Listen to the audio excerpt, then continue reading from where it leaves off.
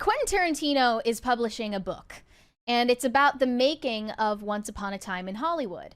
Rolling Stone published a write-up on the process, and they mentioned that he went looking for the perfect 1960s killer hippies and discovered a handful of the 21st century's biggest stars.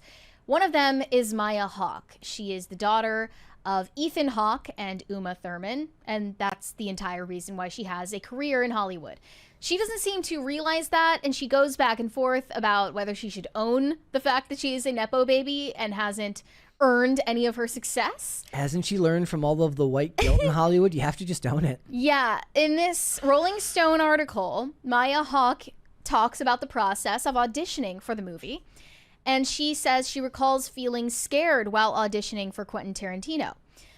And she, for context, has known him since she was literally a baby, like literally in diapers. But he's a different person when he's auditioning for a movie. She said, I've known him my whole life, but of course, in the room that day, he was very different, you know?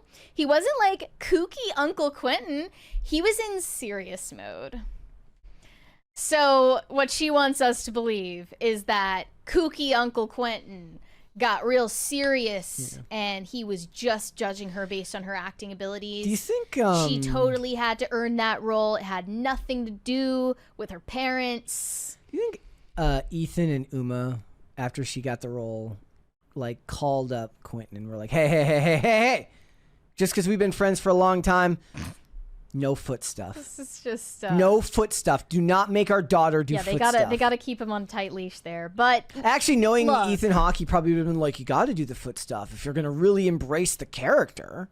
Does anyone genuinely believe that she would have made it to that room to audition, let alone get the role, if it weren't for her parents and their careers? Yeah. Does she believe that? No. Even more puzzling. If she believes that. That's insane. I don't believe that she believes that. And everyone is just like, come on now. Like, it's fine. You can just admit that you had a leg up. It's like no one hates you for being a Nepo baby. The reason why Nepo babies get so much shit is because they never own up to it. They always want to pretend that they would have been successful regardless. And like Willow Smith said that she believes she would have been successful without her parents and that they had nothing to do with her music career. What I'm going to need these celebrities to do, they're going to have to take lead from the great Shane McMahon, who is the son of Vince McMahon. And despite the fact that he was the son of a billionaire, he constantly did insane shit that he never needed to do. Falling off of the top of Titantrons and choke slammed off cages and hit in the head with steel chairs. Bro didn't need to do that. Bro lived the gimmick, but like he did not care. And to the credit of Vince McMahon, despite the fact that he was a billionaire who owned the company, he also allowed himself to be humiliated and beat up on camera. He understood that that's what sold. Right? He understood that evil Vince McMahon only works if Stone Cold Steve Austin gets to beat him up. But Shane McMahon didn't need to do that. Shane McMahon didn't need to be just constantly being thrown off of large surfaces very high in the air. But he did it anyways because he loved what he did. It was continuing the family legacy. Yep. He could have done anything for a living, really. He could have. He could have did become other stuff. A painter. He could have been a therapist. He could have been a school teacher.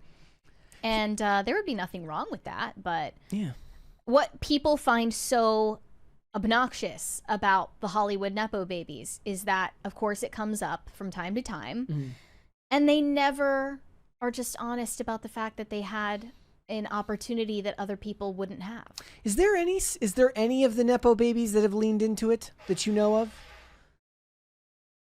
I recall Hailey Bieber stepping out for paparazzi in a shirt that said Nepo baby one time. So that's kind of owning it.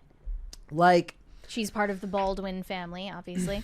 I think one of the, maybe this is a little bit too esoteric, but I think the kind of the fluid nature in which you hire professionals in that industry, the complete subjectivity of the art makes it a lot harder for them Meaning that, like, okay, so if Bob, the computer scientist, has a son who's also a very, very smart, engineer, he still has to live and die on whether his theorems work or the programs he creates work. But in art, it's so subjective that it almost it neglects the idea that their talent matters because nobody knows. Well, that reminds me of another Nepo baby. Bill Gates' daughter, Phoebe. Oh, and Steve Jobs' daughter going viral lately. Yeah. But Phoebe started her own podcast. Charlie Sheen is a Nepo baby. Somebody in the chat said Charlie Sheen. Charlie Sheen is a Nepo baby. Martin Sheen. Yeah. I would be remiss not to mention Maya Hawke in a different interview with The Hollywood Reporter, saying that nepotism did play a role in her casting in Once Upon a Time in Hollywood. She said, "I'm comfortable with not deserving it and doing it anyway." Who said this? Maya Hawke. But that was last year. And now she has a change of tune. What she said there was perfect. Like, what she said there last year was perfect. That's exactly what she should have said. She said, "Deserves is a complicated word. There are so many people who deserve to have this kind of life who don't, but I think I'm comfortable with not deserving it and doing it anyway. And I know that my not doing it wouldn't help anyone." Well, it should be. I saw two paths when I was first starting, and one of them was change your name, get a nose job, and go to open casting roles. Well, that's what. So Emilio Estevez is a good example. He's also the son of Martin Sheen. And he did not go by Sheen. I'm just never going to get over the fact that Ethan Hawke directed Maya Hawke's sex scenes in her movie. Yep. I can't get past that. Every time I hear about them, I remember, and I'm just disgusted. Also, Jamie Lee Curtis came up. Yeah, she did an interview with Variety recently where her Nepo credentials were brought up, and they mentioned that at 66, Jamie Lee Curtis downplays her childhood with her famous parents, Tony Curtis and Janet Leigh, saying that she had a comfortable but not fancy LA life with her mother and Marine stepfather after her father abandoned the family for a 17-year-old. She says, "Show business wasn't evident to me as a child. I mean, there are a couple of pictures of me on sets with my sister, but I don't have a memory of any of it, just none of it." But the fact is, whatever powerful juju ran through her parents' veins was passed on to their daughter, so much so that she has been part of the American consciousness since she was 19, when she headlined Halloween, the template-setting slasher film. I don't think I even knew that she was who she was related to until many, many years later. And that's many years later. The same is true of a couple of them. Like, it's not just her. Like I said, Charlie Sheen being who he was, or Nicolas Cage. Right. Like, those are ones that I didn't know about. Or Angelina Jolie. John Voight, right? There are like countless examples who just were so good that eventually it didn't matter. Right. Like, if the topic got brought up, it's like, why are you always bringing up old shit? Right. Like, what do you mean? But then this is the funny part. She said that back when she was a kid, she thought of herself as someone with no tangible abilities and no intelligence.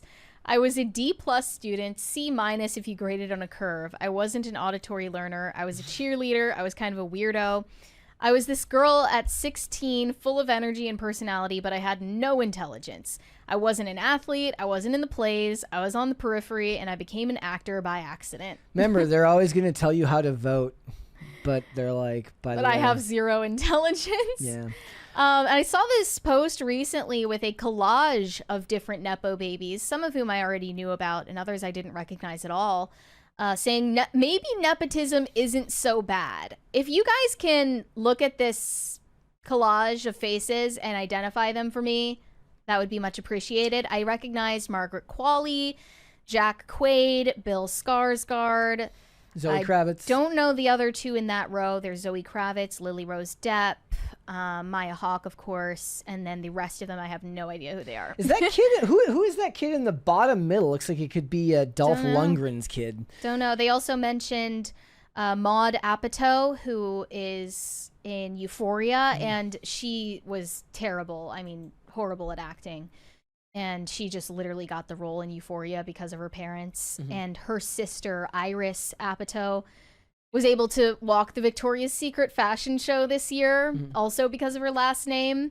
as was Kate Moss's daughter, Lila. They also mentioned Dakota Johnson. She's a lesser-known Nepo baby. Yeah. And who are her parents? I don't even know who her parents are. That's the point, I guess, is that she eclipsed them. Nicolas Cage, of course, Angelina Jolie. So there's an interesting one. So somebody brought up the Carradine. Gyllenhaals. Somebody brought up the Carradine family. Like Robert Carradine was is a big Hollywood producer. But if you go down the list, the one that I always knew was Keith Carradine, who was a very, very big actor. But he has I think it's his sister Ever Carradine, and the whole family. Like if you go through it, like every family member has an IMDb page. Like every single one of them. Yeah, it sometimes is just a family dynasty thing. Yep. And again, no one's ever saying that there's something wrong with that. Okay, there is niece something of- wrong with denying it. So she's the daughter of Robert Carradine and Susan Snyder, niece of actors Keith Carradine and David Carradine, cousin of actresses Martha Plimpton and Kansas Carradine and actor Tom Carradine, granddaughter of John Carradine. They're all just it's all in the family. You forgot Northwest as Simba Yes. in The Lion King at the Hollywood Bowl. Iconic. Yeah. Oh, it's Don. Yes, it's Don Johnson's daughter, Dakota Johnson. Oh, okay. Yes. Yeah. Yes. And I wanted to mention this cover of the New Yorker, New York Magazine from, I believe, 2023. The Nepo babies never outlived this one. Like, I knew when I saw this, they were never going to live it down. Oh, look, she has her mother's eyes and agent. Extremely overanalyzing Hollywood's Nepo baby boom. And there was never any judgment passed on whether they should take advantage of that, that privilege that they have. It was only mentioned that some of them try to skirt around the issue. It's always funny. So one of my favorite types of stories that has completely run out of steam in society because it just wouldn't resonate with anybody anymore is like the parents who own a business and they want their kid to take over, or the dad's a doctor and he has his own practice and he wants the son to take over the practice for him. Something where like all they have to do is like meet the requirements and they have like a job for life. And the kid's always like, I want to do my own thing. I don't want to be in this stupid town. I want to get out. I don't want to own a video store. I don't want to own this or that. I don't want to be like your type of doctor. The idea is that like you're going to go out on your own and you're going to forge your own path. Now the economy sucks so bad. Everybody's just looking for that. Like, it's like if my parents owned a store and the idea was that I could take it over for them, I would have done that in a heartbeat. I also wanted to mention one person who's not going to enjoy the benefits of nepotism, and it's Simon Cowell's son. Allegedly. I can't find any evidence of this, Yes, but this is one of the, assuming that this was true, this is one of the most abhorrent things you're going to see ever. This is the most boomer shit you're ever going to hear. Are you ready? Simon Cowell, 66, plans to leave no assets to his son. Quote, I don't believe in passing down from generation to generation. His $600 million net worth will go to children's or dogs' charities. I'm not too interested in money, but I don't aim to have some pot of gold for my son. I'll take what my folks stated. College will be paid for, and then you must start. So he's literally saying, if this is true, dogs are more deserving of my wealth than you, my son. It's like, hey, remember when I graduated college in 1982 and rent was $5 a month? I mean, people cannot relate to this because, I mean, I think most men would say the only reason they spend so much time away from their families working hard to build take wealth care of them is that they will be taken care of once they've passed on. What else is it worth? I mean, he's clearly, given Simon Cowell's career, he's clearly had to spend a lot of time dedicated to work away from his family. For what? For the dogs? Is this one of those things where the kids end up on the board of the charities so they get paid but differently? It appears that this claim is true. It says Simon Cowell has consistently stated that he will not leave his fortune to his son Eric, choosing instead to donate his wealth to charitable causes focused on children and animals. This decision, rooted in his belief that generational wealth is not beneficial, reflects his desire to leave a legacy built on opportunity and mentorship rather than financial inheritance. So the idea has always been that, like, generational wealth only survives a couple of generations anyways. right? Because oftentimes they say the kids don't have the same work ethic or the same I guess his would be charisma. He has to have more than just like business sense. He's got to have he would have to find another way to continue the family's wealth. It certainly depends on the family, though, because I believe Alex Soros is going to be a billionaire for the rest of his days, as is his son, and it depends on the family.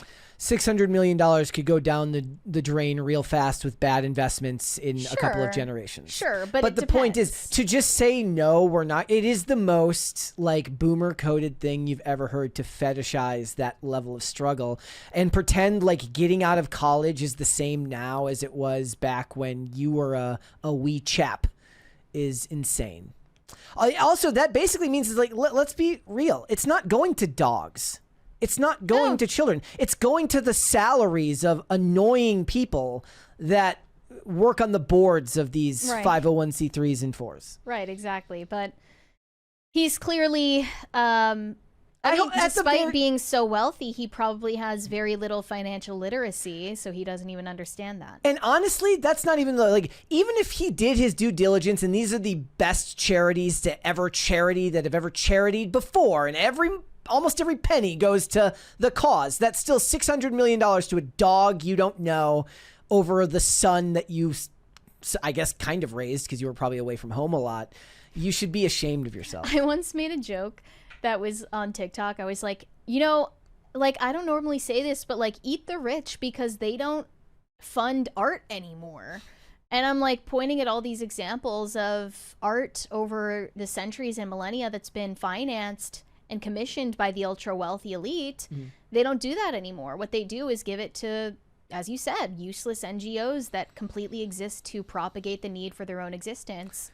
If they want to leave a mark on the world and feel like they're giving back to the global community in some way, commission the making of something grandiose and lasting. And you'll be credited for that. I think that's a great way to give back if you feel like you're undeserving of your wealth. But people are right to be outraged by headlines like this. It's not just Simon Cowell. There are plenty of other examples. I believe Jackie Chan is one of them. Yes, he's another one of the big ones. That's probably because the government's going to keep it. Well, yeah. Also, he's like a CCP foot soldier. But there are plenty of examples of celebrities who say similar things, that they're not going to pass on their wealth to their kids. And I think it's reprehensible. It's one of those things that is, it's a sign of just how far along your political journey you are. Whereas if you're generically uninformed about politics or the economy, you read a story like this, you're like, you know what?